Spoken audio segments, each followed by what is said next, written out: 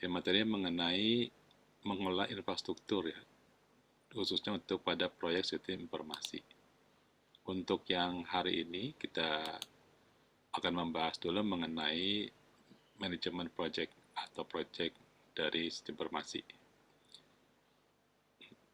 Apakah sudah pernah dapat mata kuliah tentang manajemen project sebelumnya atau project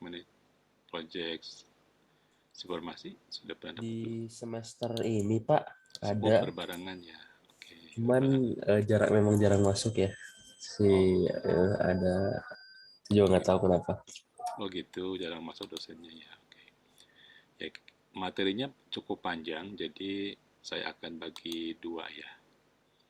Yang pertama tentang manajemen proyek sendiri, kita samakan dulu persepsi ya, kita review satu perkuliahan, kemudian baru kita khusus kepada infrastruktur.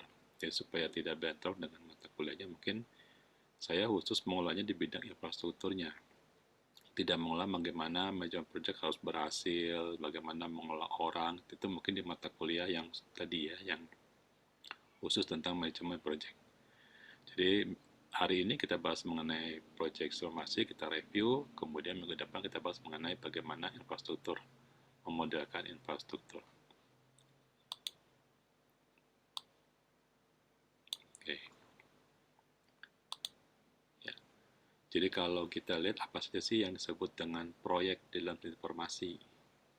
Jadi menurut ini James Cadell dan Donald Yates ya, yang dalam bukunya mengenai Project Management for Information System, informasi itu memiliki beberapa proyek, mulai dari yang berhubungan dengan informatika, yaitu software development, package implementation, menerapkan suatu paket-paket program dan konfigurasi ini dari setiap software kita terapkan sampai digunakan oleh pengguna.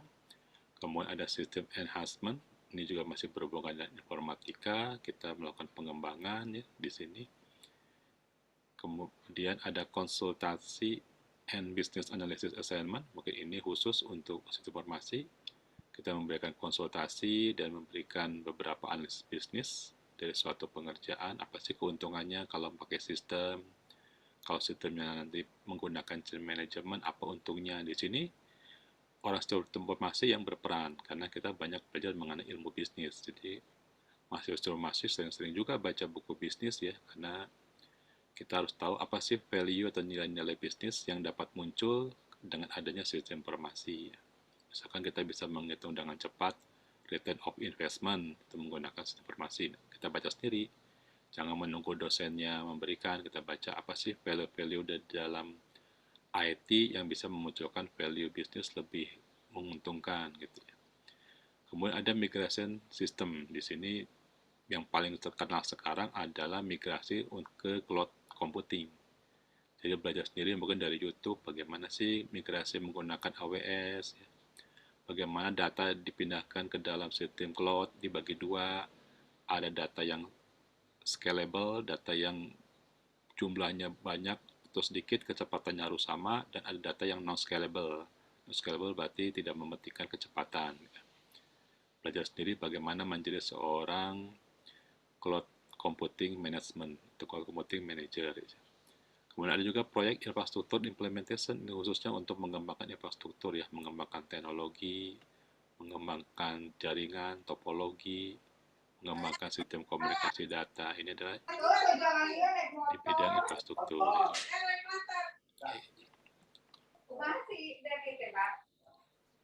sebentar. Oke. Kemudian ada juga outsourcing dan insourcing, jadi pengerjaannya bisa dikerjakan oleh perusahaan atau kita tenderkan kepada perusahaan pihak ketiga outsourcing ya.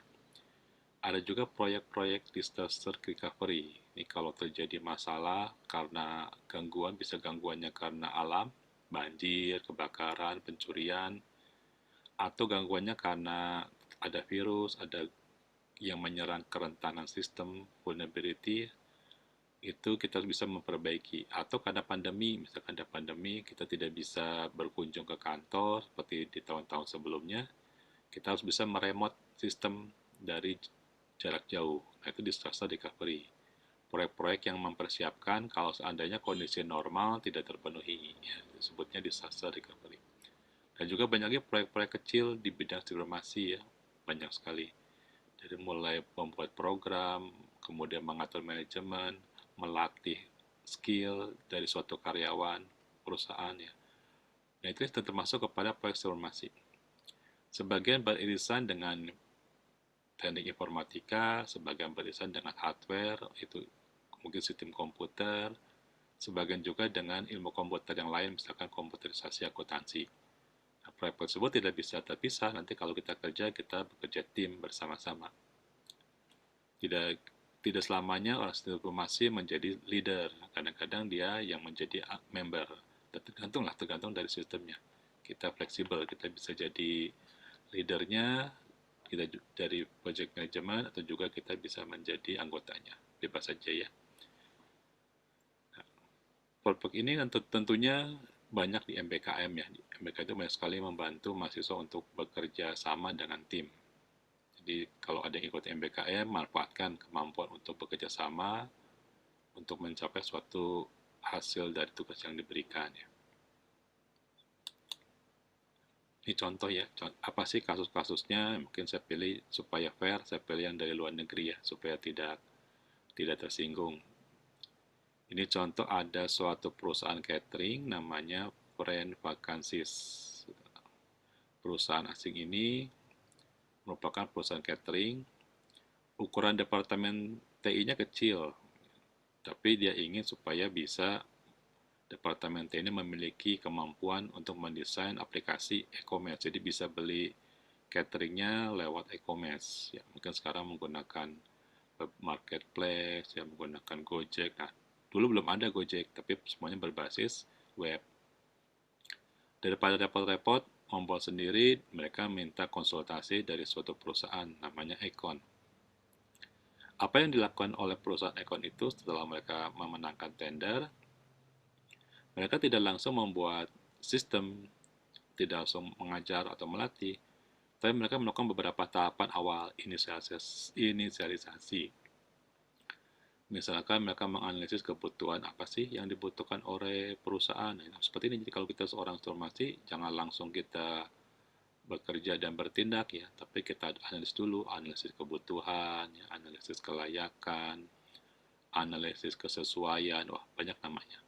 Di sini sebagai contoh saya berikan requirement analysis. Butuhnya apa, kemampuannya, pendanaannya berapa, berapa sih kebutuhan yang minimal, kebutuhan yang lebih minimal, sedikit naik jadi kebutuhan medium, kebutuhan yang maksimum. Nah, kita analisis. Kemudian menentukan spesifikasi dari produk layanan informasinya apa. Butuh program apa, apakah perlu dibuatkan program atau tidak. Nah, dari sana kita melakukan DDI. DDI itu adalah mendesain sistem, mengembangkan sistem lama, kemudian mengimplementasikan chain management dari sistem internet yang dibuat. Ini merupakan sistem setup. Jadi kita DDI, desain, ulang, atau desain baru, development yang baru, dan implementasi menggunakan chain management DDI. Kemudian manusianya, karyawan-karyawan dari perusahaan catering ini kita latih menggunakan sistem yang baru. Kita latih, kita motivasi, bukan hanya sekedar melatih ya, harus bisa memotivasi supaya mau menggunakan sistem yang baru. Ini menggunakan apa namanya minggu chain management ya, manajemen perubahan. Kita latih, kita diskusi, apa sih kesusahannya menggunakan sistem baru. Kita motivasi, kita beritahu strateginya, untungnya apa kalau pakai sistem yang baru, bukan hanya customer tapi karyawan juga untung, dimudahkan. Nah, perjalanannya mungkin panjang, mungkin pendek buat bercerita. Kemudian baru kita menentukan hardware kalau ada ya tambahan hardware. Nah, itu nanti di minggu depan kita akan bahas hardware yang paling mendukung apa, hardware yang utama apa ya. Kemudian kita juga melakukan beberapa transfer knowledge, transfer skill, dan transfer knowledge untuk memelihara sistem karena perusahaan konsultan ini tidak bisa terus-menerus, kasihan kalau terus-menerus tidak bisa berdiri sendiri. Mereka tim IT-nya untuk mengelola sistem. Jadi kita lakukan transfer knowledge seperti kuliah ini ya, saya memberikan transfer knowledge, berikan skill, berikan buku panduan, ya mungkin berikan cara untuk menilai kinerja, buat mengevaluasi, memonitoring, kalau ada yang rusak bagaimana maintenance-nya. Nah, kalau memang benar-benar kritis, ya bolehlah telepon lagi konsultannya. Nah, inilah pekerjaan dari proyek City Farmasi ya. Mulai dari awal analisis kebutuhan sampai ke transfer skill and knowledge. Kalau ditanya bagaimana kita memilih proyek City Farmasi, tidak sembarangan kita milih ya. Ini kalau secara internal berarti kita ngerjakan proyek sendiri. Kalau secara eksternal berarti pihak ketiga mengerjakan proyek kita. Tapi pada dasarnya sama. Satu tim itu akan mengevaluasi ide dari proyek tersebut. Apakah budgetnya sesuai? Kalau tidak sesuai dengan budget, ya lebih baik dipending atau tidak dikerjakan. Kemudian juga kalau di Indonesia ini perlu lebih ketat pada studi kelayakan. Di studi kelayakan dulu menggunakan analisis SWOT. Sudah pernah belajar dapat SWOT belum kelas ini? Sudah pernah dapat analisis strength, weakness, opportunity, threat? Sudah dapat belum? Ada yang Belum belum? kayaknya sih, Pak. Oh, belum dapat. Oh. SWOT ini melihat kekuatan, ya, weakness, kemudian berarti kelemahan, opportunity, peluang, dan ancaman SWOT. Ini untuk melihat posisi kita ya SWOT. Kalau SWOT ini menggunakan hitung-hitungan, menggunakan angka ya, namanya adalah kuantitatif strategi. Jadi kalau namanya QS, PM, Quantitative Strategy Performance Matrix. Tapi kalau tidak pakai angka, ngitungnya cuma menggunakan kata-kata kualitatif, kita sebut SWOT saja. Biasanya kalau di stimulasi supaya berbeda dengan bidang ekonomi, suka ditambahkan perhitungan angka. Maka SWOT ini menjadi Quantitative Strategic Planning Matrix atau QSPM. Tapi intinya SWOT juga. Jangan khawatir, ini akan saya bagikan contohnya, nanti kita akan lihat ya contohnya. Studi kelayakan juga menggunakan analisis PESTEL, ini khususnya untuk perusahaan yang berhubungan dengan masyarakat, ya, dengan lingkungan. Seperti pertama kali munculnya Gojek itu tidak pakai PESTEL, mereka tidak menganalisis dari sosialnya, bagaimana perubahan budaya untuk kendaraan roda 2 dijadikan kendaraan hantaran. Waktu itu jadi masalah. Jadi ada PES itu singkatan dari P-nya political, ekonomi, sosial, technological, environmental, and legal. Waktu itu Gojek pertama kali dilemparkan ke masyarakat itu melanggar hukum karena roda 2 nggak bisa dijadikan secara resmi untuk kendaraan hantaran. Jadi melanggar legal. Environment berubah. Banyak Gojek pangkalan ribut sama Gojek online ya karena environment lingkungan dipengaruhi. Teknologi mudah ya, semuanya menggunakan ponsel. Bahkan yang namanya Gojek itu perusahaan Gojek tidak punya tidak punya armada kendaraan. Jadi kalau zaman sekarang itu lucu ya. Perusahaan hotel itu tidak punya hotelnya, mereka cuma mengelola hotel. Perusahaan aplikasi tentang hotel itu bisa sebutkan apa aja sih aplikasi hotel yang suka dipakai apa saja? Coba saya pakai chatting kalau ragu-ragu. Apa aja aplikasi hotel yang dipakai itu tidak punya hotelnya. Saya minggu lalu ke Jogja ya, cari hotel. Dulu saya cuma taunya Agoda.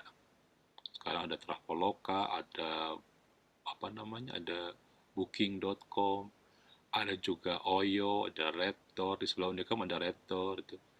Oyo itu aplikasi untuk hotel-hotel yang sudah lama dilakukan pembaruan, dilakukan revitalisasi.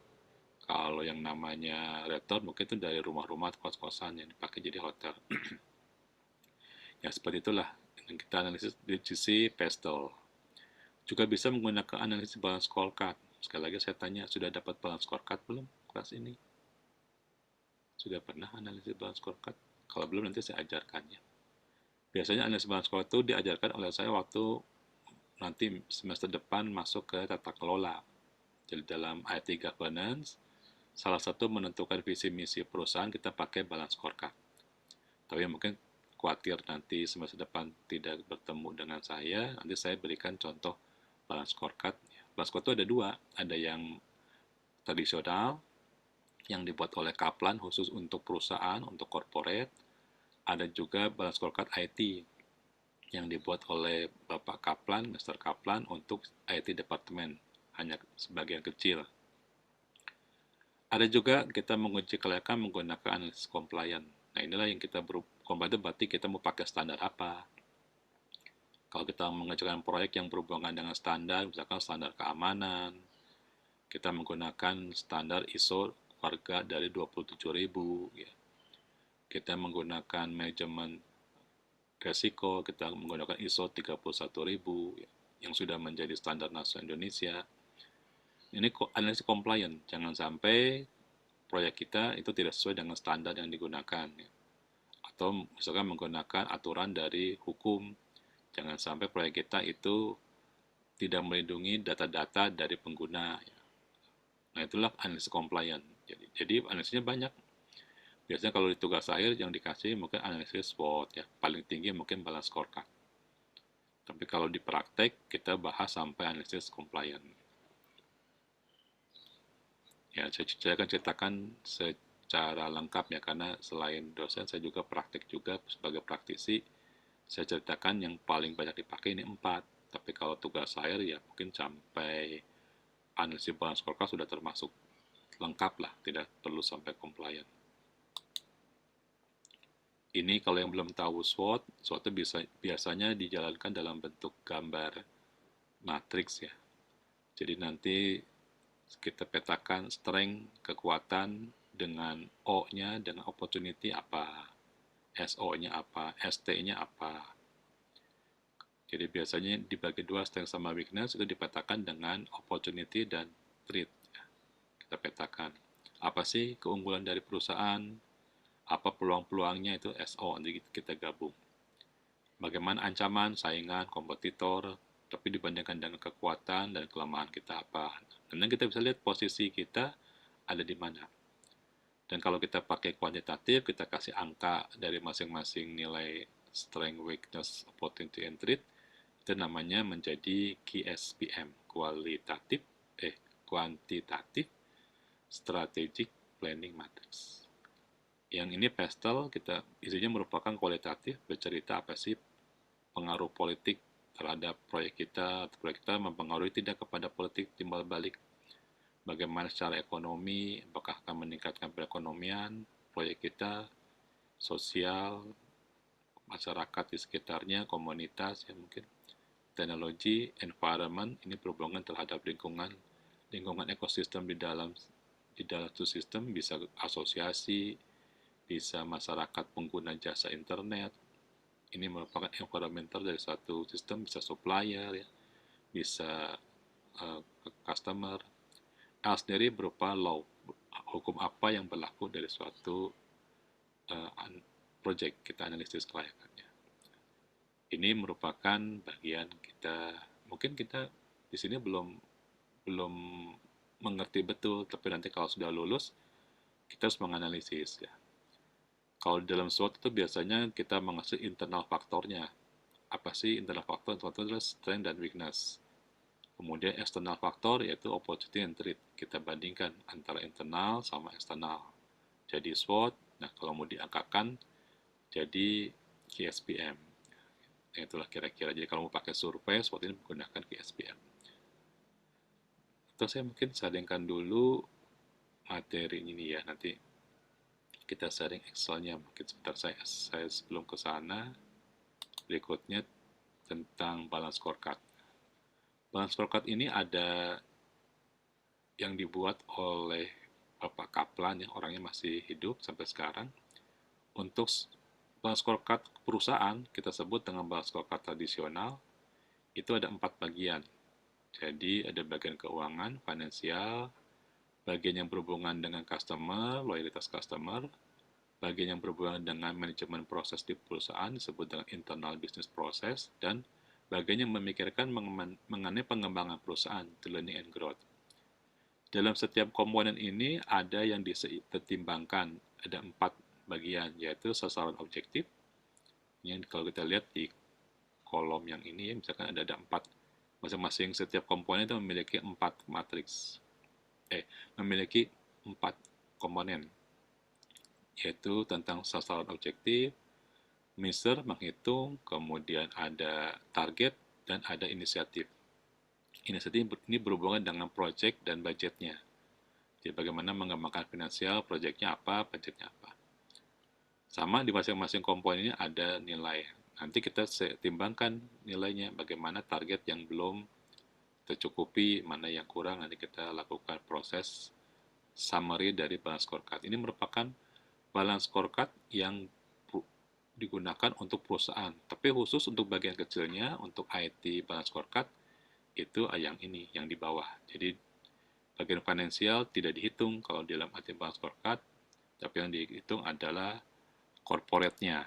Jadi corporate apa namanya? Corporate contribution, apa sih?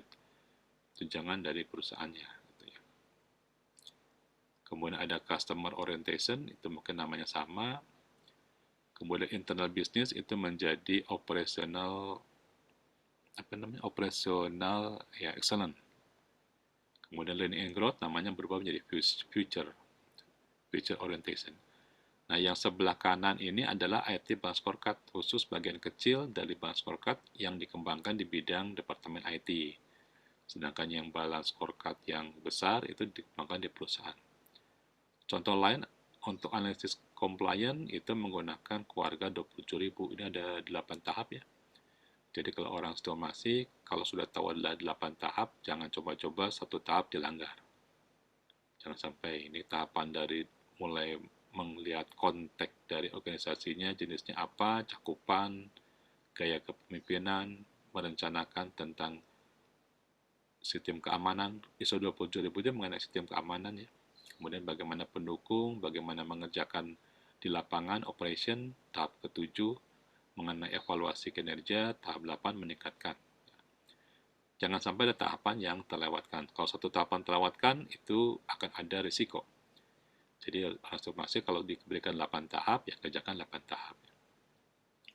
Saya pernah punya mahasiswa itu melakukan audit di salah satu perusahaan.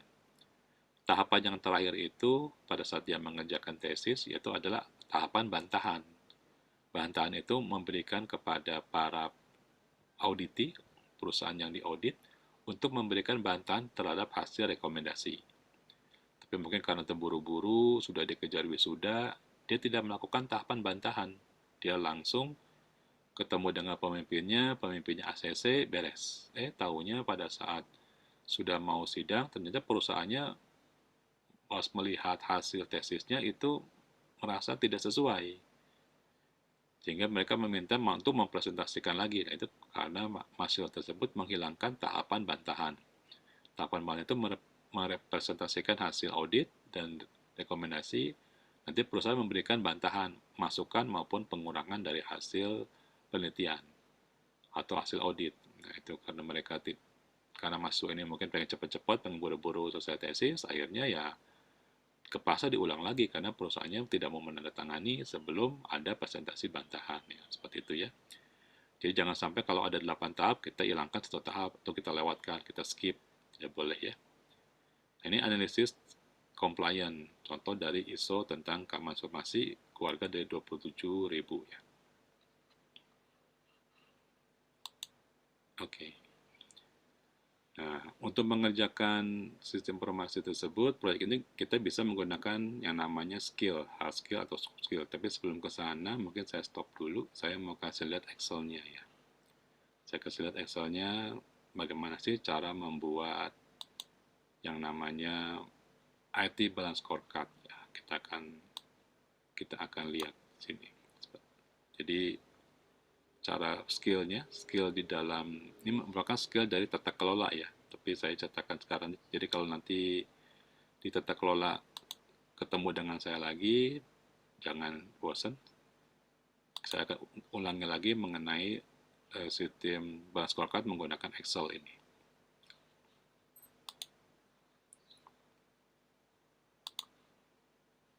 Balance scorecard sebentar. Oh ini. Nah, ini kalau ada mahasiswa yang mungkin hari ini tidak bisa lihat dengan sepenuhnya, mungkin nanti bisa diulang di rumah ya. Ini adalah balance scorecard perusahaan. Kelihatan tidak? Coba saya tunggu dulu, mungkin tidak atau kurang besar. Kelihatan nggak? Agak blur Pak, tulisan yang kecil. Blur ya. Saya gedein dulu ya. Nah, kegedean. Kebesaran. Nah, ini biasanya diajarkan di IT sebagai salah satu tool dari tata kelola, tapi nggak apa-apa lah. Kita curi start dulu supaya nyambung ya. Ini ada balance scorecard perusahaan, isinya berbeda dengan IT balance scorecard, komponennya sedikit berbeda. Ini saya lihatkan kalau di corporate balance scorecard biasanya ini yang dikenal dengan namanya good corporate. Ya, jadi good corporate governance GCG. Intinya ada bagian finansial yang sebelah kiri ya, ada komponen finansial seperti yang tadi customer, kemudian apa ini internal proses, ini ada learning and growth. Ini kita tentukan di nilai kualitatif berupa kata-kata. Sedangkan untuk balance scorecard bidang IT itu sedikit berbeda. Ini komponennya menjadi corporate contribution, kemudian user orientation, yang utama tidak ada komponen finansial. Kemudian operational excellence dan future orientation. Namanya sedikit berbeda. Jadi Bapak Kaplan ini membuat dua balance scorecard harus untuk perusahaan yang besar namanya corporate balance scorecard atau traditional balance scorecard, dan untuk bagian departemen IT saja namanya IT balance scorecard. Ini biasanya kita pakai kalau nanti jadi CEO ya, jadi CEO ya. Tujuannya untuk menentukan visi misi. Kemudian ada kok setiap bagian ini memiliki 4 komponen, yaitu sasaran strategik, strategi objektif ini. Kemudian ada cara mengukur, bisa menggunakan key performance indicator. Ini isinya presentasi, berapa persen sudah tercapai, atau bisa berembahkan key goal indicator. Kalau key goal indicator itu cuma ada dan tidak ada, yes or no. Tapi kalau KPI atau key performance indicator itu isinya persentase sudah seberapa jauh. Ini contohnya di sini ada sasaran objektif dari corporate contribution untuk transparansi dari pembiayaan. Nah, maka nilai pengukurannya sudah lebih dari 80%, Dewan Direksi mengerti bagaimana laporan pembiayaan dan kajian risiko IT. Kemudian di sini ada target dari masing-masing sasaran objektif. Tahun pertama mau apa targetnya, tahun kedua, tahun ketiga. Komponen berikutnya adalah inisiatif. Inisiatif ini berupa program-program untuk mencapai target dan budgetnya. Nah, bagian yang keempat ini, inisiatif ini yang dikerjakan di dalam manajemen project. Jadi program kita tentukan sasarannya pakai namanya milestone ya. Milestone pertama dari tanggal berapa sampai tanggal berapa, hasilnya apa. Nah, hasilnya sering disebut dengan deliverable. Jadi milestone pertama misalkan melakukan instalasi instalasi server. Deliverable-nya adalah server terinstall, itu program. Budgetnya berapa sih uang ongkosnya kita hitung. Cost-nya atau tarifnya atau ongkosnya kita hitung. Nah, bagian yang keempat inilah yang kita pakai dari dalam manajemen project. Tapi harus tahu juga bagian sebelah kirinya, yaitu target, key performance indicator, dan strategi objektif. Nah, biasanya kita masukkan ini semuanya kita tulis ya. Nanti bisa lihat ini isinya apa saja. Ini saya sudah berikan jawabannya. Wah, banyak nih. Biasanya saya ajarkan ini kepada para direktur ya, kepada para calon-calon direktur atau kepala cabang dari perusahaan. Ini merupakan model pelatihan saya. Apabila mahasiswa mendapatkan hasil pelatihan gratis ya, ini untuk jadi seorang manajer. Jadi kalau sudah lulus, biasanya saya juga melatih mahasiswa sudah lulus kalau mau jadi manajer seperti ini. Ada sasaran strategik ya, mudah-mudahan ya 5 tahun lagi, 2 tahun lagi mahasiswa punya jabatan yang bagus ya. Saya sih berharap sambil mendoakan mahasiswa yang lulus ini bisa jadi manajer, punya jabatan yang bagus, punya gaji yang bagus ya, seperti itu. Dan cara pertamanya yang ini, jadi ada sasaran objektif, kemudian apa sih cara mengukurnya, bagaimana, berapa persen kita ukur, bisa pakai wawancara, bisa survei, bisa pakai sistem kita ukur. target pencapaiannya bagaimana. Nah, inilah yang disebut dengan balance scorecard. Oke. Sekarang saya skip lagi supaya cepat. Saya mungkin kembali ke layar lagi ya. Oke. Itu contoh balance scorecard yang nanti akan saya bagikan. Kita lanjutkan ke materi yang tadi. Kita tadi sampai ke McKinsey ya. McKinsey 7S dari McKinsey. Nah, kita akan lihat bagaimana caranya kita menjadi seorang pemimpin, bagaimana caranya kita menjadi seorang karyawan yang baik. Nah, itu semuanya dipelajari di sistem informasi. Bagaimana kita membina karyawan kita. Kata McKinsey, ini bacanya McKinsey ya, ada kerangka kerja. Kerangka kerja itu yang bisa kita ukur, bisa kita terapkan, bisa kita ulang. Namanya kerangka juga kerja, membantu kita menyelesaikan pekerjaan pakai kerangka. Ada 7S, supaya pekerjaan proyek terlaksana. Ada yang termasuk kepada hard skill, ada yang termasuk kepada soft skill. Untuk yang hard skill, itu ada S-nya itu ada 3. Untuk soft skill juga ada 3. S yang terakhir adalah membagikan nilai-nilai tersebut melalui training, disebut dengan share value. Hard skill yang dibutuhkan bagi seorang manajemen project itu memiliki strategi yang tadi ya, kita bisa bantu pakai balance scorecard. Harus tahu strateginya, harus tahu bagaimana struktur organisasi, kemudian bagaimana sistem-sistem yang harus dirancang. Itu kita punya skill untuk menerapkan sistem, evaluasi sistem, menganalisis sistem. Bisa tahu bagaimana membuat struktur organisasi, itu adalah hard skill, cukup berat hard skill. Kemudian yang disebut dengan soft skill itu berhubungan dengan komunikasi dengan manusia. Jadi kalau hard skill itu kebanyakan berhubungan dengan sistem. Jadi struktur yang ada di sini itu adalah struktur dari sistem. Kita pakai pemodelan DFD, pemodelan dari business process model node, ya. Kemudian ERD itu merupakan struktur data, struktur sistem, struktur teknologi, arsitektur teknologi. Jadi hard skill berhubungan dengan yang bukan manusia. Sedangkan soft skill, jelas ya di sini, soft skill berhubungan dengan manusia. Jadi skill untuk seorang programmer butuh aplikasi apa yang dia kuasai, bahasa pemrograman apa. Staff, bagaimana cara memilih orang-orang yang sesuai.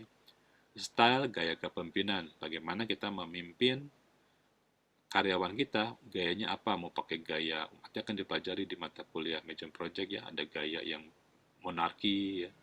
Ada gaya yang bisa diskusi, demokrasi, ada gaya birokrasi, misalnya menggunakan beberapa manajer di bawah kita untuk menyelesaikan masalah, itu gaya monarki, banyak gaya kepemimpinan. Kemudian dari semua itu kita terakhir kepada share value. Dan semua itu harus kita lakukan training, kita lakukan kepada bawahan kita untuk memberikan budaya dari ke-7S ini. Jelas sampai sini ya? Jadi mahasiswa, apa mungkin nilainya kecil, tetapi selama 4 tahun lagi bisa jadi CEO, ya, bisa jadi manajer, nggak apa-apa lah ya. Nilai saya kecil, tapi setidaknya kan ilmunya kepakai. Tapi kalau bisa sih nilainya juga besar, dan juga jadi seorang pemimpin perusahaan, ya. Seperti itu ya. Oke, ini adalah budaya kerja. Ya, dengarkanlah, mungkin karena ini masih pagi, dengarkan bisa sambil sarapan, dengarkan ya, sambil dengar. Ini termasuk anggap saja kuliah pagi. Jadi santai-santai saja. Ini ilmu ini untuk digunakan untuk jadi seorang manajer. Dulu saya tahun berapa ya, tahun 90-an itu mengajarkan kepada para manajer bank ini ilmu ini. Sekarang saya tidak sangka saya ajarkan di S1 dulu. Ini dulu mata kuliah khusus untuk S2 ya. Mengajarkan materi manajemen project, sekarang manajemen project jadi materi S1 ya. Nah, kemudian kalau ditanya bagaimana kita menimbang-nimbang mana proyek yang sesuai, mana yang tidak. Kan tadi katanya sesuai dengan budget. Nah, gimana caranya? Pertama sesuai dengan budget, yang kedua kita juga harus menilai dari sisi logikanya, logisnya ya. Kita melihat latar belakang dari proyek tersebut, apa sih latar belakangnya, apakah cuma ikut-ikutan, misalkan ada departemen mengajukan sistem, departemen marketing mengajukan sistem, departemen yang lain, bagian manufaktur ikut-ikutan mengajukan sistem. Departemen lain mengajukan hardware tambahan, ini ikut-ikutan mengajukan hardware. Kita lihat latar belakangnya apa, apakah benar untuk meningkatkan value atau cuma ikut-ikutan. Nah, kita lihat latar belakangnya, siapa sih kepala proyeknya. Kemudian setelah itu kita lakukan management summary. Kita lihat rencananya apa, tahapannya dibagi menjadi beberapa tahap atau milestone dari tanggal berapa sampai tanggal berapa milestone. Kemudian output dari setiap milestone atau deliverable apa, ini output dari setiap tahapan atau tugas. Kemudian kita monitoring dengan seksama, lihat risikonya apakah terjadi pelanggaran yang menyebabkan risiko, dan lihat kesesuaian apakah sesuai dengan budget. Nanti dapat diunduh mengenai manajemen summary dari proyek. Kemudian kita melihat bagaimana masalah yang utama dan masalah peluang menyelesaikan masalah. Jangan sampai proyek tersebut tidak lengkap. Usulan proyek tidak menceritakan masalahnya, tidak menceritakan peluang-peluang mengerjakan. Kemudian kita melihat beberapa opsi yang mungkin cara menyelesaikan banyak proyek itu bisa menggunakan beberapa tahapan, bisa ada milestone yang panjang, milestone yang pendek. Milestone itu merupakan tahapan-tahapan di dalam setiap major project. Nah, itu kita beberapa opsi. Kemudian kita hitung cost and benefit. Jadi, cost itu berarti dana ya, dananya. Di gambar kanan ada semacam timbangan. Kalau bisa, cost sama benefitnya lebih besar atau sama benefitnya dengan cost ya. Jadi kalau benefitnya kecil, cost-nya besar, lebih baik jangan dikerjakan. Uangnya besar, keuntungannya kecil.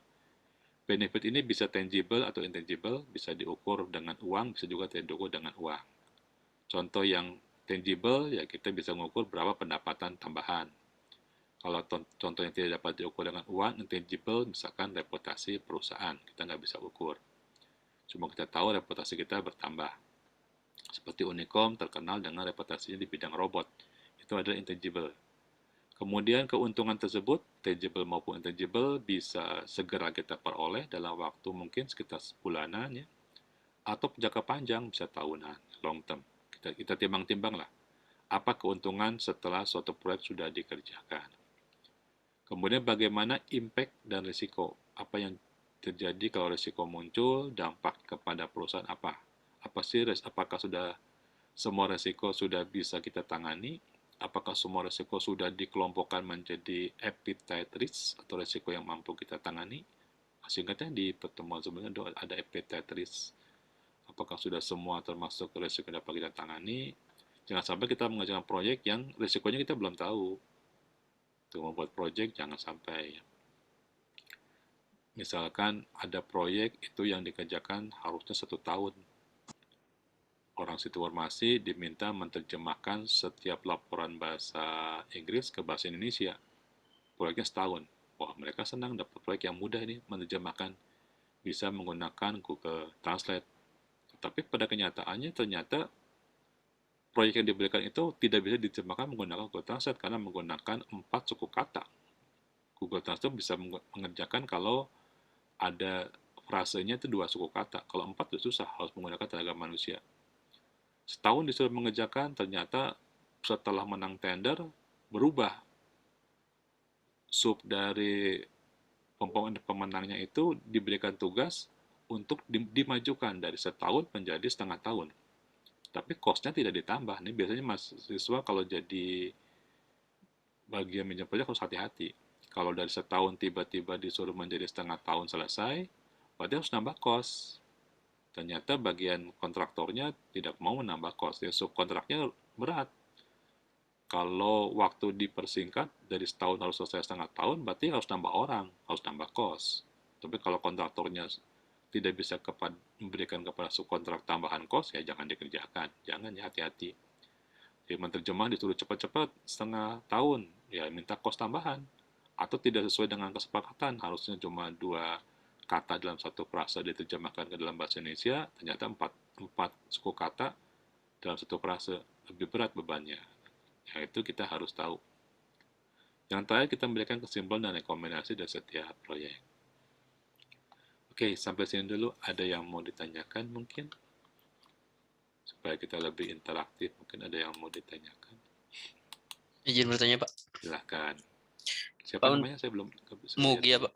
Oh iya, Pak, untuk tadi yang balance scorecard itu kan ada strategic objektifnya apa sama KPI masing-masingnya gitu. ya betul. Nah itu apa objektif sama KPI-nya itu udah baku gitu Pak atau Oke, bisa diubah-ubah gitu? ya. Jawabannya bisa diubah-ubah. Nah, bagaimana kalau kita masih pemula? Kan kita belum tahu objektifnya. Ini kita bisa lihat dari COBIT. COBIT itu kan singkatan dari Control Objective, itu sasaran kontrol. Jadi, yang namanya strategic objective atau sasaran dari strategis, pertama kita bisa nanya kepada top manager, sekarang strateginya apa? Kalau top manajernya mungkin belum detail, kita bisa pertajam mengambil contoh dari COBIT, dari kerangka kerja COBIT, begitu. KPI itu terserah dari tim evaluasi. Misalkan kalau di proses itu ada audit mutu internal, nanti dia akan menentukan KPI-nya itu, atau kita lihat lagi di gambarnya supaya lebih jelas ya, saya shadingkan lagi. Supaya lebih jelas, apa sih, mungkin tadi ada yang terlewat, apa itu KPI, apa itu sasaran objektif, nah kita lihat lagi. Nah, seperti ini ya. Ini strategi ditentukan oleh top manager. Diceritakan kepada manajer sekarang strategiknya apa, sasaran strategisnya apa. Strategi itu singkatannya ini, singkatannya. Terjemahannya ada sasaran strategis. Nah, ini kita bisa minta kepada bagian tata kelola, karena ini biasanya kan dipakai untuk tool tata kelola. Kalau manajemen informasi biasanya terima jadi dari tata kelola. Kita ada di bagian operasional. Nah, komponen-komponen ini nanya ke bagian tata kelola, ke bagian governance, mau apa sekarang strategi objektifnya. Governance itu dimulai dari top manager sampai kepada medium atau middle manager di sini. Atau kalau kita mungkin kepada CEO-nya, CEO akan ceritakan apa strategi objektifnya, kemudian cara ngukurnya apa. Ada matriksnya. Matriks misalkan kalau untuk transparansi, matriksnya adalah pemahaman. Untuk compliant, matriksnya adalah bagian dari ISO yang terpenuhi sesuai dengan pengerjaannya. Kemudian ini adalah bagian tentang IT asset, minum IT asset, mungkin matriksnya adalah seberapa rutin pemeriksaan. Nah, KPI ini kita tentukan di mata kuliah IT Governance. Jadi ini kan curi-curi start ya, harusnya ini di mata kuliah IT Governance. Jadi nanti IT Governance akan menyampaikan kepada orang-orang yang ada di manajemen informasi, yaitu bagian operasional, bagian pengumpulan data, harus mengukur data ini. Ini kan bukan data entry, tapi ini merupakan data kinerja. Kita buka komputernya, kita buka catatannya, masukkan nilai ini, Key Performance Indicator, kita hitung berapa angkanya, karena kalau Key Performance Indicator itu nilainya angka, persentase, jumlah, tapi kalau Key Goal Indicator isinya adalah ada dan tidak ada. Apakah ada strategi? Ada, itu KGI. Biasanya kalau di Bank Sokrat mintanya bukan KGI, tapi mintanya KPI, merupakan angka persentase. Ini ada di mata kuliah A3 pun sekali lagi. Jadi kalau belum mengerti, nanti di A3 pun akan diceritakan. Tapi kalau mau belajar lebih dalam, nanti filenya saya upload supaya bisa belajar ya. Karena siapa tahu mungkin di sini sudah ada yang pegang perusahaan, sudah punya startup, sudah jalan satu tahun, bagaimana cara mengevaluasinya? Ya tinggal kita tentukan secara objektifnya apa, evaluasinya bagaimana. Nah, seperti itu ya. Jelas? Ada yang mungkin belum jelas? Berarti Oke. Pak dibikinnya itu kita tinggal nanyain ke tata kelolanya gitu ya Pak, nggak sama bidang Betul. IT-nya gitu. Iya, apa sih sekarang kita tanya tata kelola. Tapi kalau kita sendiri yang menjadi orang tata kelola, kita yang tentukan sendiri. Bebas. Siap. Gitu ya. Bisa pakai rencana jangka panjang, rencana jangka pendek dari IT governance atau IT departemen tentukannya. Kalau Apa? COBIT itu tadi berarti itu kalau default-nya gitu ya Pak, Ya, yang jadi COBIT framework. COVID itu kira-kira seperti kunci Inggris ya, dia bisa dipakai untuk segala macam sasaran kontrol. Jadi COVID itu ada COVID 4, COVID 5, COVID 2019. Itu mungkin nanti akan diajarkan di mata kuliah IT Governance. Itu isinya banyak sekali sasaran dari strategik yang bisa kita tiru. Itu. Jadi kita bisa meniru kalau kita misalkan tidak tahu bagaimana strategi objektifnya, kita bisa tiru dari sana gitu ya. Nah, ini Terima kasih, Pak. saya kasih contoh cukup banyak, nanti silakan lihat. Nanti kalau mata kuliah tata kelola kembali saya ajar, ini akan saya ulangi lagi ya. Sekarang lihat dulu saja lah ini seperti ini. Oke. Ada lagi yang mau ditanyakan? Kita masih punya 3 slide lagi. Ada lagi? Oke ya. Jadi Belum ada Pak. materi kuliah ini menariknya yang namanya manajemen informasi bukan hanya sekedar cerita dan teori, ada juga skill yang harus kita pakai ya. Biasanya kalau di kelas saya suka membangun beberapa kelompok. Jadi beberapa kelompok komunikasi, kemudian sengaja disuruh berdiskusi. Itu tujuannya melatih soft skill. Bagaimana seorang nanti disimulasikan jadi pemimpin. Pemimpin itu berarti seorang accountability yang punya kemampuan untuk memerintah. Kemudian ada yang menjadi orang yang disuruh-suruh, responsibility. Nah, kemudian ada juga orang-orang yang seolah-olah menjadi mantan dari pemimpin. Itu tipe konsultan. Dan ada juga tim dari yang pemilik dana. Nanti saya bangun, bisa kalau di simulasi itu ada minimal ada 4 orang yang punya jabatan R, jabatan A, C, atau I, dikasih tugas. Nanti owner yang punya uang maunya apa, kemudian bertanya kepada mantan dari manajer tipe C bagaimana, kemudian nyuruhnya bagaimana, tugasnya bagaimana. Biasanya saya suka latih seperti itu kalau kelasnya offline ya, jadi saya bagi jadi satu kelompok ada 4 orang, itu kita simulasikan ini satu project, gimana sih cara memimpinnya. Nah itu cukup menarik karena ada yang tidak bisa berkomunikasi, ada yang malu-malu ya, mumpung masih mahasiswa latihan. Sekarang karena sekarang online saya agak susah untuk mensimulasikan itu cukup menarik. Itu simulasi permainan dan juga belajar bagaimana menjadi seorang manajemen project ya.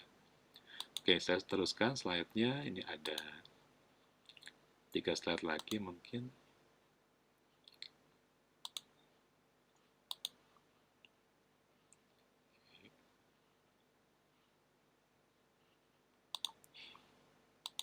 Kalau ada yang ragu-ragu mau tanya lewat chat juga boleh ya, dimasukkan lewat chat saja kalau mau tanya.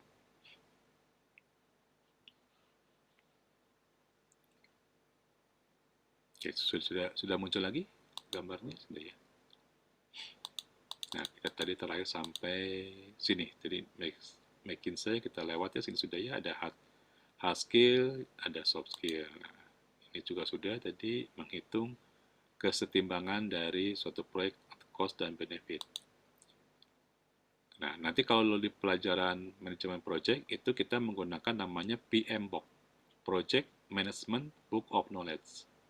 Isinya ada 10 pengetahuan yang harus dimiliki oleh seorang manajemen project. Dari manajemen integrasi, manajemen untuk menentukan latar belakang atau cakupan, atau batasan, manajemen waktu, manajemen biaya, manajemen kualitas, manajemen sumber daya manusia, manajemen komunikasi, manajemen risiko, manajemen pembelian atau procurement atau lelang, dan manajemen stakeholder. Yang berhubungan dengan stakeholder ini adalah berhubungan dengan customer, berhubungan dengan asosiasi, berhubungan dengan stakeholder pemerintah. Ilmu ini akan diajarkan di mata kuliah project management. Bisa satu orang menguasai 10-nya atau bisa dibagi-bagi.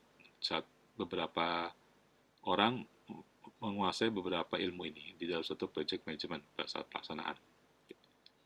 Nah, ini nanti mungkin lebih detail diajarkan di mata kuliah ya, manajemen project ya, PMBOK.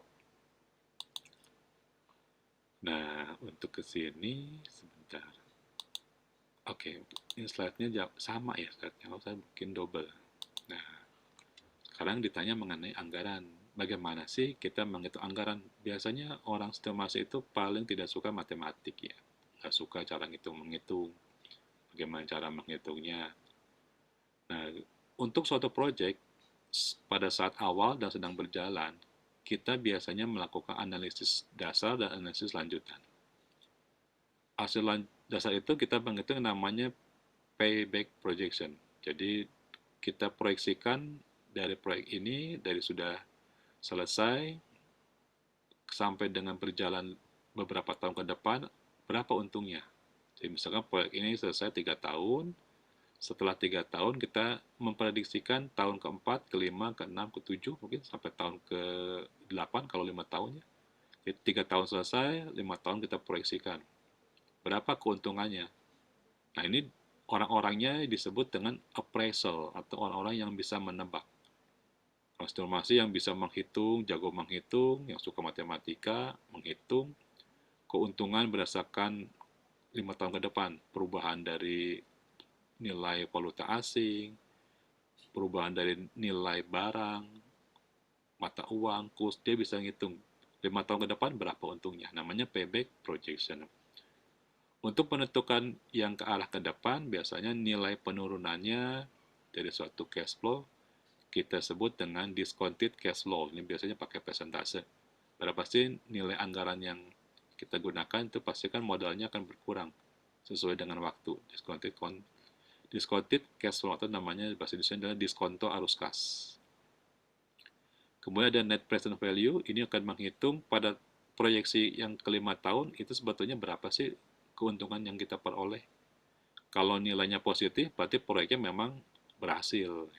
Kalau nilainya negatif, berarti ini proses tersebut tidak berhasil. Dalam menghitungkan net present value, kita menghitung berapa kecepatan dari return of investment. Kalau kita merancang uang kembalinya itu balik modalnya terlalu cepat, maka bisa-bisa net present value-nya, nilai yang kita peroleh pada saat 5 tahun ke depan itu negatif atau kita rugi, kita nombokin ya. Bukan surplus tapi defisit, net present value. Kemudian analisis lanjutan itu ada yang disebut dengan sensitive analysis, ini membandingkan antara nilai dari pengurangan discounted value terhadap nilai positif dari net present value.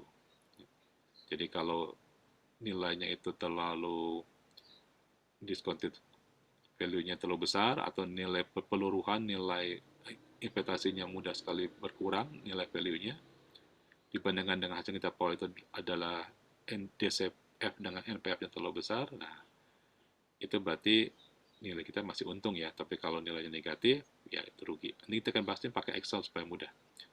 Kemudian analisis lanjutan menggunakan internal rate of return. Ini kita menghitung bagaimana sih laju keuntungan dari perusahaan kita. Di dalam perusahaan kita berapa keuntungannya kalau kita tidak menggunakan bank. Jadi kalau kita tidak menggunakan bank, berapa sih keuntungannya? Setidaknya kita tidak rugi. Jadi kalau internal rate of return itu kita tidak untung, tapi kita juga tidak rugi. Kita pas-pasan atau NPF-nya sama dengan 0. Tidak untung juga, tidak rugi juga. Nah ini saya akan ceritakan, mungkin nanti pakai Excel akan saya ceritakan ini ya. Nah ini ceritanya seperti ini. Ini nanti Excel saya kasih. Misal ya, ini saya ajarkan cara singkat dalam waktu 2 atau 3 menit belajar project management, cara ngitung anggaran. Misal tahun pertama sudah selesai, beres ya, itu kita beli hardware 500.000 apa nih, 500.000 dolar lah misalkan ya. Untuk pemeliharaan dan konfigurasi setelah tahun berakhir 50.000. Setiap tahun sama kita anggap sama maintenance 50.000, ini anggaran kita. Beli software termasuk pembuatannya 180.000 dolar, wah mahal sekali ya. Kemudian supportnya itu setiap tahun dihitung setelah akhir tahun 20.000 dolar misalkan. Sehingga total di tahun pertama 750.000 dolar, tahun kedua dijumlahkan kumulatif 750 ditambah 50 tambah 20 menjadi 820. Nah, dijumlahkan sampai dari awal proyek sampai akhir proyek itu mengeluarkan ongkosnya 1.050.000 dolar. Nah, ini mega proyeknya. Jadi dari awal tahun kita proyeksikan sampai 5 tahun itu nilainya adalah 1.050.000 dolar.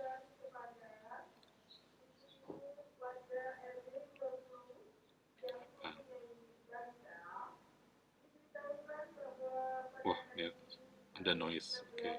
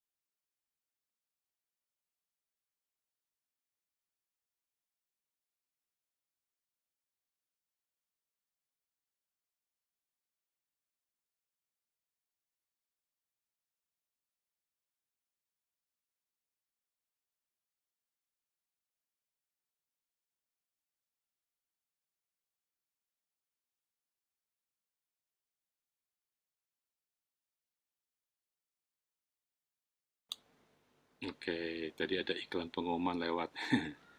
Oke, kita mati lagi di sini. Jadi kita butuh ongkosnya dari tahun pertama, kita proyeksikan, anggap saja ini tahun berakhir, selesai semua proyek, kemudian ada maintenance dan software. Nah, ongkos yang digunakan selama proyeksi ke depan, proyeksi berarti sesuatu yang kita lihat di masa depan. Jadi kalau payback berarti payback itu berarti balik modalnya atau keuntungan yang kita peroleh di 5 tahun proyeksi ke depan. Cost-nya 1.050.000. Kemudian kita punya uang yang sebagai uang keuntungan itu setiap tahun dianggap sama lah. Ini mungkin supaya contoh soal dianggap sama. Kita punya simpanan yang digunakan untuk proyek ini setiap tahunnya 220.000. Kalau kita kumulasikan, kita jumlahkan setelah 5 tahun itu harus lebih besar daripada anggaran kos. Jadi kalau kosnya 1.050.000, maka uang kita untuk mengelolanya itu harus lebih besar, 1.100.000. Ada selisih 50.000. Dan kita hitung ada selisih 50.000. Kemudian kita hitung selisih dari masing-masing tahun untuk kos dan uang kita, uang yang kita miliki, seperti ini, di minus 530, kemudian ada minus 380, selisih setiapnya. Sehingga nilai cash flow itu kita bisa hitung dengan cara untuk tahun pertama masih 530.000, cash flow-nya minus. Untuk tahun kedua kita hitung 380 kumulatifnya dikurangi dengan cash flow. Cash flow di tahun sebelumnya. Berarti kita punya untung 150.000, dan ini setelah tahun berikutnya kita punya cash flow yang positif. Nah, ini kita bisa lihat. Nah, bagaimana cara menghitung analisis dasar? Di sini kita lihat kumulatif yang masih negatif. Negatif, negatif, negatif. Berarti kalau negatifnya sampai 4, berarti kita balik modalnya di tahun keempat sampai tahun kelima. Mungkin di 4,5 tahun, 4,6 tahun. Jadi 4, sekian tahun. Karena kita lihat di sini ya, bisa melihatnya semua. Negatifnya ada di bagian sini, yang negatif. Maka berarti kita akan kebalik modal setelah tidak lagi negatif, yaitu di antara tahun keempat sampai tahun kelima. Kalau kita menghitung secara detail, kita bisa hitung sumasi cash flow untuk yang pada saat tahun keempat ini itu minus 90, kemudian cash flow yang berikutnya di akhir tahun kelima 140. Berarti kita bisa memprediksi, appraisal itu berarti memprediksi ya, belum kejadian, ini masih budgeting, masih memprediksi di awal. Belum bisa, bagaimana bisa tahu angka-angka ini? Nah, kita bisa tebak, kita bisa forecasting, kita bisa survei data. Nah, sebagai contoh, nilai software support sama hardware maintenance kita anggap sama. Tapi tentunya kalau pada kenyataannya dia dalam melakukan appraisal pasti beda-beda. Setiap tahun bisa berubah sesuai dengan kurs valuta asing, sesuai dengan bunga dari bank, bisa berubah-ubah. Ini yang saya ubah ini cuma di bagian software support. Tapi maintenance anggap sama, tidak ada pengaruh dari perubahan suku bunga bank. Nah, ini kita bisa hitung, kita bisa bagi. Nah, yang kita bagi, ini yang disebut dengan payback period. Jadi kita bagi nilai dari payback period dihitung dengan 4 dikurangi minus 90 dibagi 140. Jadi 4, karena dikurangi ketemu dengan minus, jadi tambah ya. 4 dikurangi minus 90 dibagi 140. Ini menjadi 4,64. Berarti modal kita itu akan kembali pada tahun ke 4,64. Berapa nih? Kira-kira ke 4,6 sekitar bulan, kalau 12 ya sekitar bulan Agustus ya. Akan kembali pada saat 4 tahun berikutnya menjelang tahun kelima di bulan Agustus. Itu adalah disebut dengan payback period. Ya, bisa sampai sini hitungnya ya. Jadi kita lihat mana yang negatif, berarti kita akan kembali modal setelah kumulatifnya menjadi positif. Itu di daerah sini. Jadi tahun keempat menjelang tahun kelima. Lebih detailnya kita tuliskan menggunakan payback period. Jadi 4, ini kita hitung berapa sih nilai seper dari 90 dibagi 140. Nah, ini menjadi 0,64. minusnya ketemu dengan minus, ya jadi positif. Jadi 4 ditambah 0,64 itu adalah balik modalnya. Itu cara menghitung nilai dari waktu atau periode balik modal. Itu seperti itu ya. Nah, kalau nilai di sini adalah 4 tahun ini sesuai dengan kebijakan dari perusahaan, ya maka proyek kan di ACC. Kebanyakan di Indonesia tidak pakai cara ini, jadi proyek-proyek langsung diusulkan, tidak ada appraisal, tidak ada proyeksi. Tahunya dari 5 tahun rancangan jadi 10 tahun, tidak beres. Yang diperoleh payback-nya yang harusnya 4 tahun, 64 itu menjadi 10 tahun. Ya karena kita banyak sekali pada manajemen project yang tidak suka matematik, tidak suka menggunakan appraisal. Seorang appraisal itu seorang yang menebak nilai investasi. Jadi kalau kita pinjam uang untuk beli rumah, nanti akan ada orang yang datang menebak investasi rumah kita di 5 tahun di harga berapa. Nah, proyek kita di tahun kelima ini di harga 1.100.000. Jadi kita punya keuntungan sudah 100.000 dengan memiliki cash flow sebanyak 140.000 di tahun kelima. Positif ya, seperti itu. Nah, jika ini sesuai dengan kebijakan perusahaan, tapi kalau perusahaannya hanya berani di resiko manajemennya di 2 tahun, payback periodnya, ya jangan dikerjakan. Jadi kalau nilai dari appetite risk project-nya itu hanya 2 tahun, ternyata di payback periodnya terhitung 4 tahun lebih, ya jangan dikerjakan ya. Hati-hati. Nah, ini ceritanya kenapa proyek informasi banyak sekali tidak berhasil, ya karena intinya mereka tidak suka matematik, tidak pernah menghitung proyeksi ini. Berikutnya kita menghitung berapa kecepatan kembalinya. Nah, ini apakah proyek tersebut layak atau tidak? Kita tentukan misalkan kecepatan pengembaliannya itu balik modalnya 5%. Jadi dari tahun yang berjalan itu nilai kembalinya atau nilai keuntungannya adalah 5% setiap tahunnya. 5% setiap tahun nilai keuntungannya. Nah, kita hitung. Ini biasanya kalau kita pakai sistem penanaman modal, pakai PT, akan ditanya, kira-kira berapa dividen yang dapat diberikan. Misalkan dividen diambil dari nilai berapa keuntungan, kecepatan keuntungan. Misalkan kita tetapkan setiap tahun itu 5%. Kita bisa untung dari proyek yang sudah dikerjakan. Nah, ini Excel nanti akan saya bagi. Cara ngitungnya, kita akan menghitung cash flow yang tadi kita pindahkan. Ini tadi bagian yang di bawah ini saya pindahkan ke sini. Ini cash flow-nya. Ini angkanya saya jadikan 0. Ini maksudnya supaya ngitungnya gampang ya, ini 0, ini akhir tahun ke 0, ini akhir tahun ke 1, akhir tahun ke 2, akhir tahun ke 3, dan ke 4. Jadi tadi angkanya 1 sampai 5, sekarang saya ubah menjadi 0 sampai 4. Mengapa? Supaya ngitung matematikanya gampang. Diskon faktornya itu adalah 1 dibagi 1 ditambah R dipangkatkan tahunnya. Jadi ini adalah 1/1 ditambah 5%, dipangkatkan 0. Nah, ini tidak jelasnya kenapa dipakai angka 0. Ini gunanya buat pangkat. Diskon faktornya untuk akhir tahun ke-1 adalah 1 dibagi 1 ditambah 5% dipangkatkan 1. Sama ini juga diskon faktor untuk akhir tahun kedua adalah 1 ditambah R-nya 5% dipangkatkan 2. Nah, seperti itu. Nanti saya akan tambahkan di sini persama matematiknya ya. Sini saya belum tuliskan sama matematiknya. Nanti akan saya tambahkan. Nah, dari nilai ini tinggal kita kalikan nilai present value. Present value itu merupakan nilai yang kita ukur sekarang untuk tahun yang kita proyeksikan, kita bisa hitung. Untuk akhir tahun kedua, itu kita akan dapat nilai cash flow 142. Kita jumlahkan. Kalau nilainya adalah positif, NPF-nya merupakan net present value, berarti kita jumlahkan semuanya ini ke arah kanan. Kalau positif, berarti proyeknya layak dikerjakan. Tapi kalau negatif, seperti contoh di sini, berarti proyek tidak dapat dipilih karena NPF-nya negatif. Tapi kalau kita ganti nilai kecepatan dari keuntungan ini menjadi lebih kecil, maka ini bisa positif.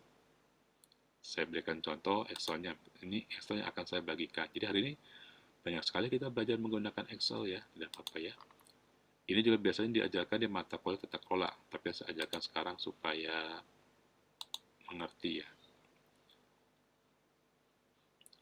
Excel-nya, oh salah, ini masih yang tadi. Saya ganti Excel-nya. Payback period.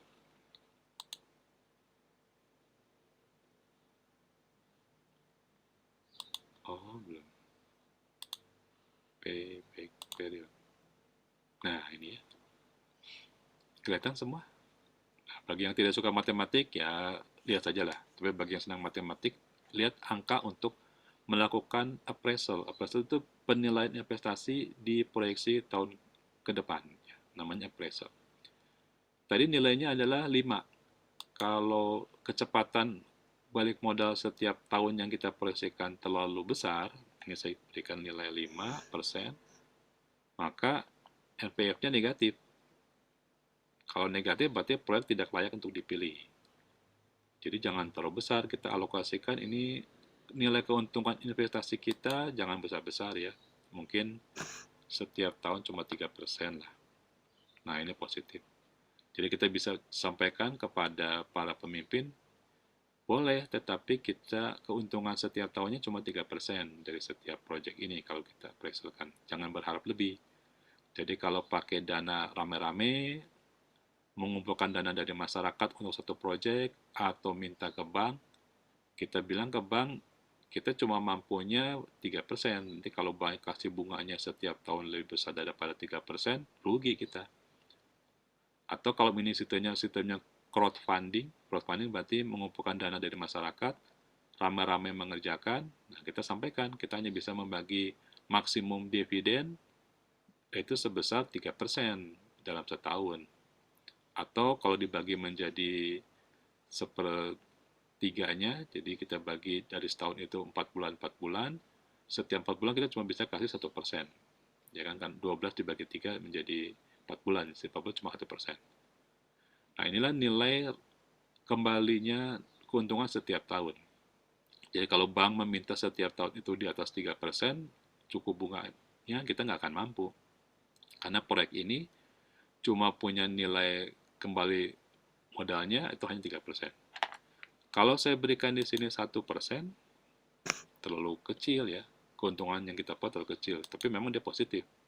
Nah, sebelumnya besar, tapi nilainya adalah terlalu kecil. Keuntungan yang diperoleh oleh para pemilik modal terlalu kecil di sini. Oke, jadi mungkin maksimum itu kalau 4 berapa ya? 4 sudah nggak mungkin. Berarti proyek ini hanya bisa jalan kalau nilai kecepatan kembalian uangnya dalam setahun cuma 3%. Nah, ini cuma 3%. Ini nanti juga sama akan saya bagikan hasilnya, slide-nya, net present value. Kalau yang belum pernah belajar SWOT analysis, ini saya ada contoh SWOT analysis ya. Ini juga sama, ini biasanya diajarkan di tata kelola, tetapi karena khawatir nanti tidak ketemu, nggak apa-apa lah belajar sedikit ya. Dalam SWOT analysis itu ada eksternal faktor. Ini contohnya saya sedang mengkaji SWOT dari pasar sarjana Magister Management ya. Ini saya karena sedang akreditasi. Ini kita menentukan nilai eksternal. Oh ini salah, ini harusnya eksternal ya. Nilai eksternal ini saya perbaiki sebentar. Eksternal. Ini nilai eksternalnya yang terdiri dari opportunity dan threat ya. Sedangkan nilai internalnya dari strength dan weakness. Ini SWOT-nya. Oh, SWOT-nya belum saya petakan ini SWOT-nya. Nah, ini adalah SPM-nya, Quantitative Strategic Planning Matrix. Ini juga akan saya bagikan. Oke.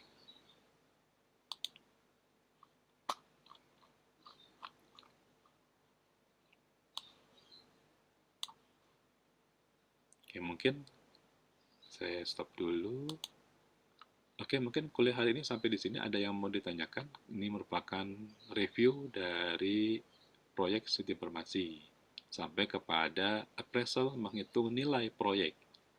Ya kalau saya perusahaan yang sedang mengerjakan proyek, saya akan memilih nilai proyek yang NPV-nya besar, kemudian kembali modal atau returnnya kecil ya, seperti itu saya akan pilih.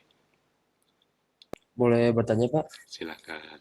Mungkin bisa ditampilkan slide yang tadi yang tentang NPV, perhitungan Boleh, NPV itu ya. boleh. Saya perlihatkan lagi ya. Ini ya. Ya, saya perbesar supaya kelihatan sedikit ya. Iya. Kecil sekali. Oke, ya. Saya mau tanya Pak, kalau misalkan kalau misalkan rate of error itu semakin rendah, justru NPV semakin tinggi Pak ya. Ya, Nah, tapi kan kalau misalkan ROR itu kan mencerminkan eh, tingkat balik modal yang cepat, Pak. ya. Jadi kalau kenapa kalau misalkan project yang kita pilih itu harus yang NPV justru yang tinggi, artinya yang ROR yang rendah, Pak. Ya. NPV yang besar itu berarti kemampuan pendanaannya kuat. NPV-nya besar. Kalau positif berarti kemampuannya kuat. Kalau rate of return itu adalah keuangan untuk dibalikan kepada investor. Oh, oke oke oke. Tuh. Jadi kalau investornya tidak minta besar kembali, saya setiap tahun nggak usah bayar keuntungan cukup besar, mungkin dividennya cukup 1%. Itu adalah pengembalian kepada investor, itu adalah 3% tadi ya, rate of return gitu ya. Jadi Baik, Pak. kalau investornya mintanya kembali modalnya terlalu besar, maka kemampuan mengerjakan proyeknya pendanaannya jadi kurang kuat. NPV itu menentukan kekuatan dari pendanaan proyek gitu. Jelas ya. Kemudian Pak boleh dilihat yang di slide-nya, Pak, Yang ininya bukan. yang iya ya, betul. Oh, ini Nah, mungkin yang pertama, yang ininya atau yang ini? Ini yang kalau awal. yang ini Pak betul Pak. Oh, yang Itu oke. kenapa tulisannya tuh staff savings per year, Pak? Oh, Kan kalau kan ini kan kita lagi ngitung bagaimana cash flow yang bisa dapat dari hmm. apa cost dan pendapatan yang akan Ya. didapat gitu Pak ya. Tapi kenapa di situ sana staff saving? Staff saving itu apa Pak ya? Self saving itu adalah perusahaan kan harus punya uang sendiri, bisa dapat dari bank, bisa dari hasil pekerjaan dia. Jadi berapa sih kita anggarkan uang kita? Jadi kalau proyeknya misalkan kita tebak dalam 5 tahun proyeksi itu 1.050.000, kita bagi menjadi 5. Kira-kira setiap tahun itu harus punya uang 220.000. Jadi bukan Oh, berarti kalau proyeknya 1.050.000 setiap satu tahun kita harus punya uang sekaligus 1.050.000, nggak harus. Tapi kita bisa melakukan dengan cara kita bagi per tahunnya. Tentunya kalau hardware kita beli dulu supaya tidak ada bunga dari hardware ya. Tapi mungkin di sini yang belum saya masukkan adalah bunga dari bank. Kalau tahunnya bertambah panjang, tentu bunganya bertambah. Anggaplah di sini belum ada bunga dari bank, murni maintenance sama supportnya itu nilainya tidak terlalu jauh berubah. Tapi kita tetap setiap tahun harus punya dana. Tidak boleh tanpa dana. Dan dana per tahunnya kita bagi menjadi 5, yaitu 220.000. Begitu ya. Maka disebut dengan staff saving. Siapa staffnya? Ya perusahaan. Jadi tabungan perusahaan per tahun untuk satu proyek itu 220.000. Itu ya. Tidak harus langsung punya uang $1.100.000. Nggak harus. Per tahunnya kita rancang. Tuh. Tapi kalau proyek ini gagal di tahun ketiga, wah kita rugi karena kerugiannya kita belum bisa balik modal, itu kerugiannya. Karena kan anggaran proyeksinya baru 5 tahun kita bisa untung, begitu. Sudah sampai sini. Jadi jelas disebut Pak. dengan staff saving itu tabungan atau dana yang dimiliki perusahaan. Nggak bisa tanpa modal. Nggak bisa, perusahaan juga punya modal mengerjakan proyek. Apakah modalnya dari bank atau dari mengumpulkan investor, boleh-boleh saja. Ya, sampai sini. Jelas Pak. Saya cuma bingung ya tadi staff savingnya Iya, itu aja Pak. Ternyata staff seperti saving itu ya. Baik Pak. biasanya juga disebut sebagai corporate saving. Ah iya itu maksudnya Disebut corporate juga saving ya. atau tabungan atau pendanaan dari saving ini bukan berarti tabungannya tapi pendanaan diterjemahkan dalam bahasa itu pendanaan internal terutamanya staff saving gitu ya. Oke, ada lagi yang mau tanyakan sampai sini?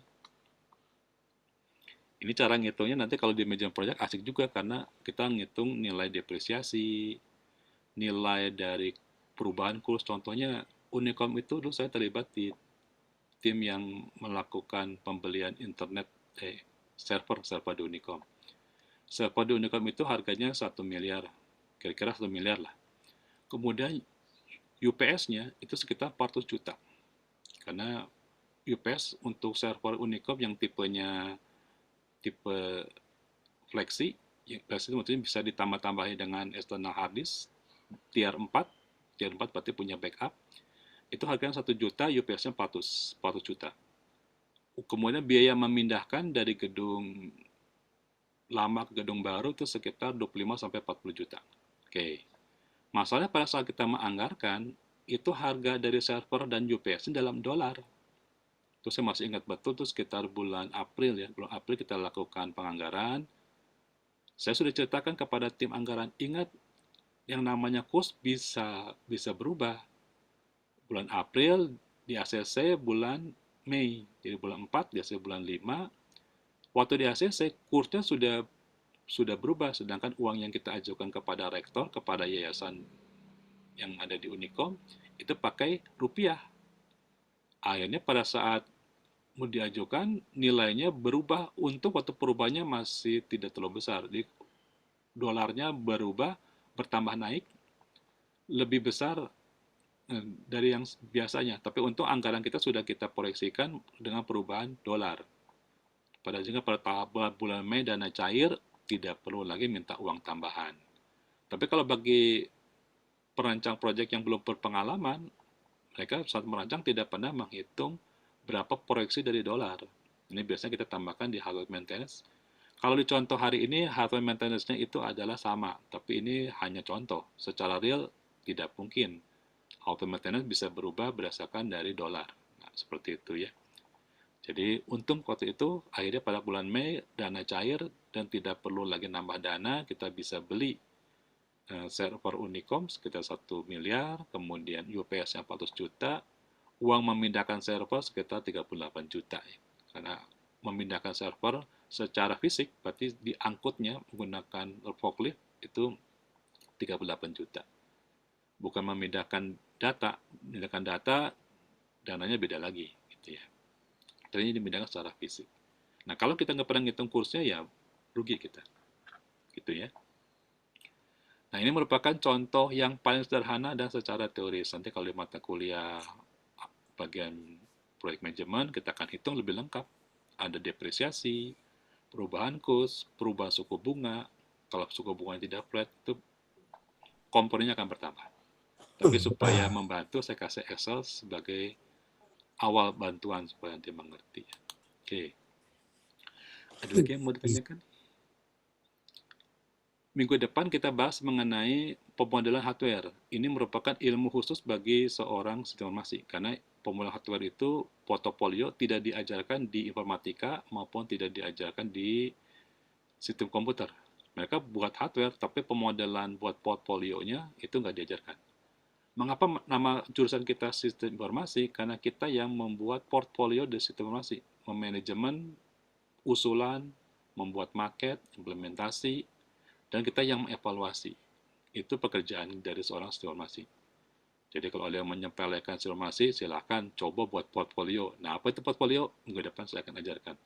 Bagaimana membuat portfolio dari hardware, modelnya, kemudian cara mengimplementasikannya, dan cara untuk mengappraisalnya. Oke, kalau tidak ada, tolong ditampilkan slide-nya. Ini materi akan saya rekam, nanti akan saya publikasi. Jadi kalau misalkan dengarnya selewat karena saya maklum kalau pagi-pagi itu banyak sekali godaan, gangguan, dan kesibukan, nanti bisa lihat lagi filmnya.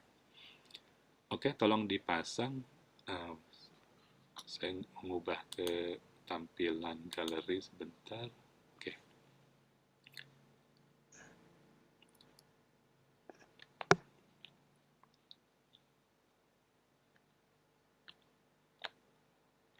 Sebentar, kok keluar ya? Oh ya, sebelumnya saya ceritakan juga ya, ini materi hari ini itu sedikit tidak sama dengan silabus yang diminta oleh program studi. Jadi terus terang program studi itu tidak banyak bercerita meminta tentang pengelolaan manajemen project. Tapi kenapa saya berikan? Karena sekarang yang lagi rame di Supermasi adalah manajemen project, appraisal tentunya. Jadi saya sengaja memberikan mata kuliahnya lebih detail di manajemen project supaya membantu, supaya bisa tahu yang namanya kondisi real di lapangan, karena saya juga praktisi, ini yang lagi rame. Jadi jangan cuma tahu teori, tapi yang lagi rame ini. Oke, saya hitung itu ada 2 slide, 1, 2, 3, satu lagi, saya 1, 2, 3. Jadi jangan marah-marah kalau lihat nanti di silabusnya kenapa berbeda. Ya memang saya keluar sedikit dari silabus ya, supaya mahasiswa pengetahuannya tercukupi. Oke, sampai hari ini terima kasih sudah hadir. Oh, Yuda kenapa jadi pakai topi? Oke, sampai ketemu lagi minggu depan. Wassalamualaikum warahmatullahi wabarakatuh. Waalaikumsalam warahmatullahi wabarakatuh. Waalaikumsalam. Terima kasih, Pak. Semoga semua sehat-sehat selalu ya. Terima kasih, Pak. Amin. Amin, Pak.